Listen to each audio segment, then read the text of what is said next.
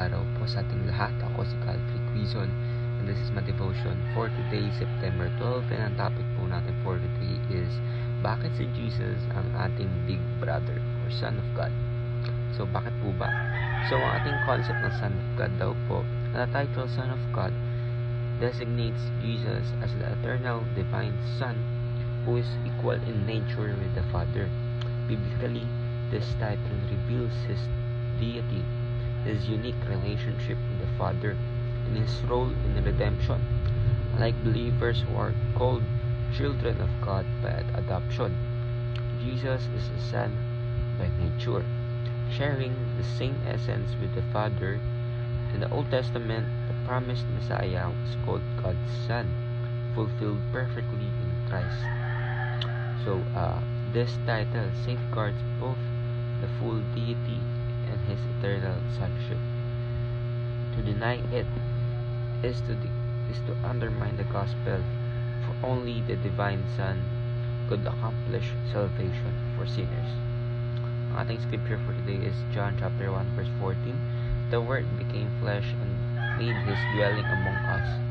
We have seen his glory, the glory of the one and only Son who came from the Father, full of grace and truth. So, sa Diyos po lahat ng papurihan. So, bakit nga daw po ba si ating Panginoong Jesucristo ang ating big brother? So, of course, ang ating Panginoon po ay anak po ng ating Panginoon. Ang Panginoon Jesucristo ay anak po ng ating Panginoon. And then, through His sacrifice on the cross, tinanggap na rin tayo ng ating Panginoon as His child or as His children.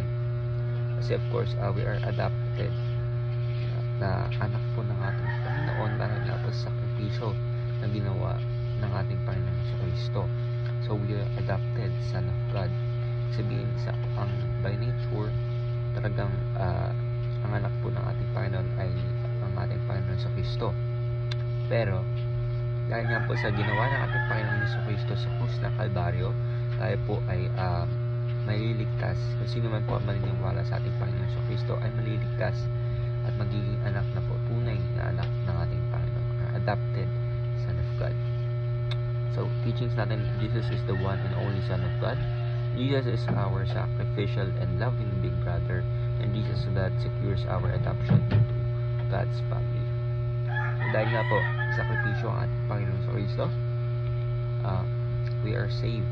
And of course, maraming salamat po sa ating Panginoon sa Kristo dahil of course, pinakita niya po sa atin kung paano ang tunay na pagmamahal. Of course, let us bring joy, gratitude, at patuloy po natin i-apply sa ating mga buhay kung ano po ba yung dapat o yung gusto ng ating Panginoon na gawin natin. So, ayun lang po ako si Calvary Quizon and this is my devotion for today, September 12. Sana po ay maraming natutunan. Ayun lang po.